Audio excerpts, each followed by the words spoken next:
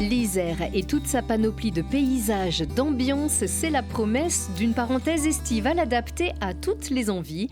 Pour les familles en quête d'apaisement en pleine nature, la Via Chartreuse trace son chemin au fil de l'eau, en route pour une balade ressourçante pour toute la famille entre Saint-Joseph-de-Rivière et Entre-deux-Guiers. La Via Chartreuse, c'est un écrin de verdure, c'est à la fois relaxant, ça permet de passer des bons moments, de se balader en famille, à pied, à cheval, en vélo, soit pour un usage de loisir ou pour la mobilité du quotidien. C'est plutôt plat, c'est un itinéraire accessible à tous qui roule très bien pour toute la famille, donc il y a des petits cailloux et c'est un itinéraire qui est fait avec les cailloux issus du Guiers. Vous pouvez y prévoir de faire votre pique-nique, de visiter les villages sur votre passage et de vous imprégner de cette ambiance nature. On peut croiser des agriculteurs, des pêcheurs, des chasseurs, des personnes à cheval, à vélo, à pied et globalement ça se passe plutôt bien. C'est touristique, c'est balisé, vous ne pouvez pas vous y perdre. Vous traversez quelques routes, donc il faut garder en tête la sécurité. Cependant, vous pouvez voir tout au long de votre itinéraire, vous pouvez faire des haltes et visiter soit la ferme de Plantimet, la Tuilerie, la tourbière de l'Hérétan, mais aussi vous arrêter à Rivière-Alpes ou à Saint-Christophe-la-Grotte. La voie verte s'étire le long des cours d'eau en toute quiétude sur 12 km jusqu'aux portes de la Savoie. Une occasion de profiter de la fraîcheur du Guiers ou plutôt des deux Guiers.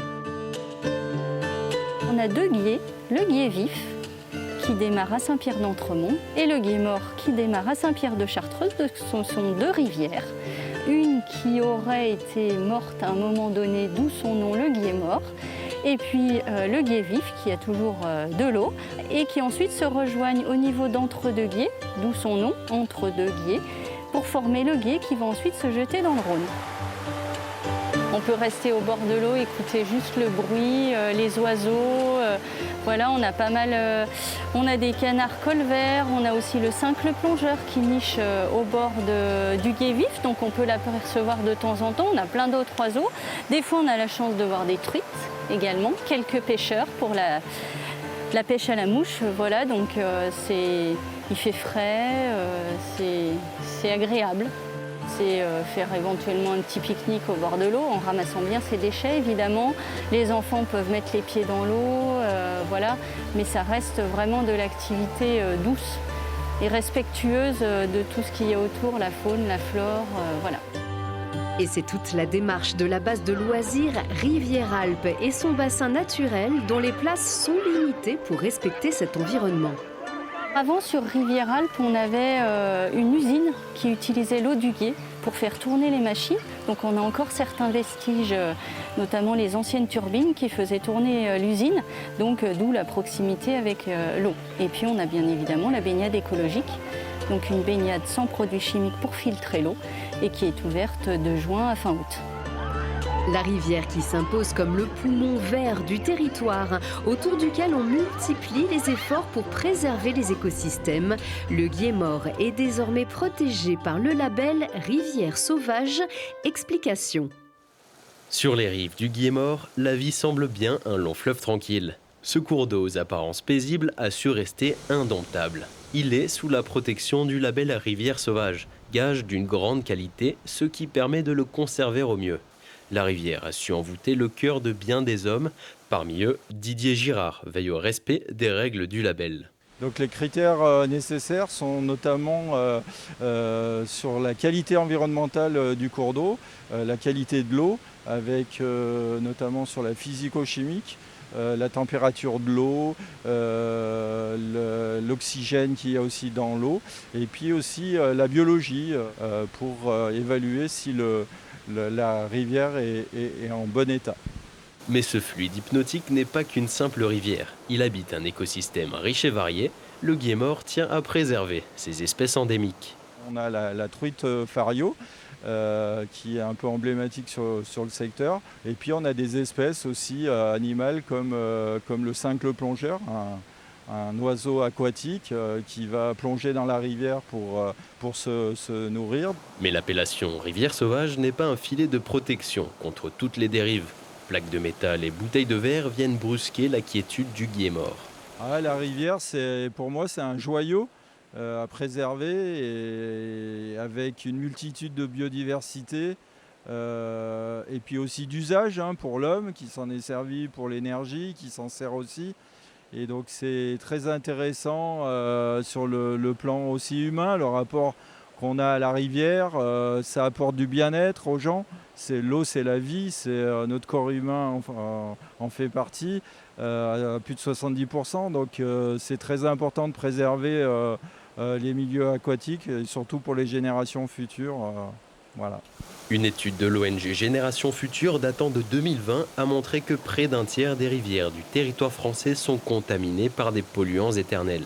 Les labels comme Rivière sauvage sont une nécessité pour préserver la beauté et la pureté des cours d'eau. Au fil de votre parcours dans les plaines de Chartreuse, la Voie verte vous ouvre les portes d'un véritable royaume de la biodiversité.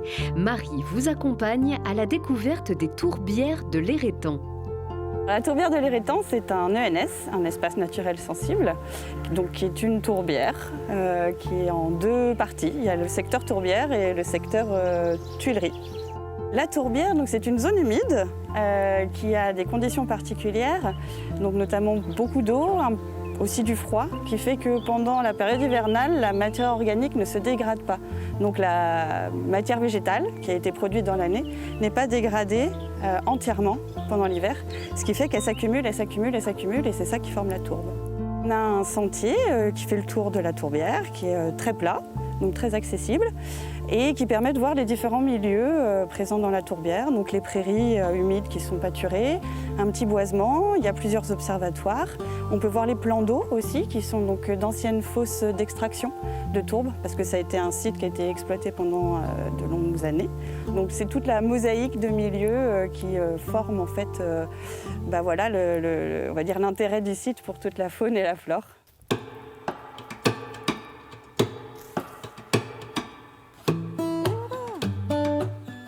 Alors là, nous avons une petite libellule.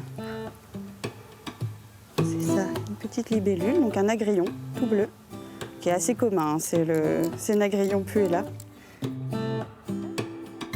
On a fait installer 2 nouveaux observatoires sur l'ENS en 2020. Donc l'observatoire des Touradons qui est ici et l'observatoire des Nénuphars qui est un peu plus loin, donc sur la digue.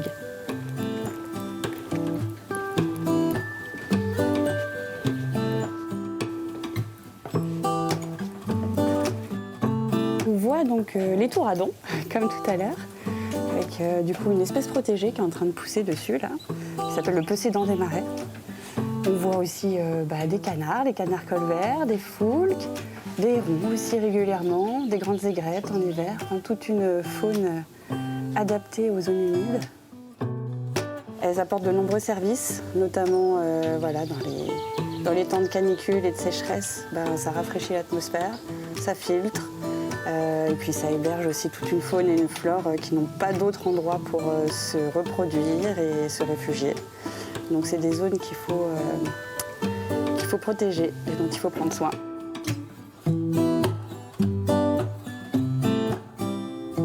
C'est un point essentiel pour l'éducation à l'environnement, la sensibilisation aussi à la protection de la nature.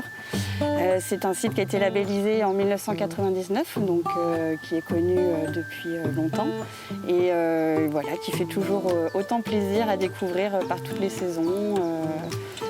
C'est un point, on va dire, très marquant du territoire. Un territoire à redécouvrir en feuilletant les pages de votre magazine Alpizir de cet été pour étoffer encore vos idées pour vos vacances et vos week-ends en Isère.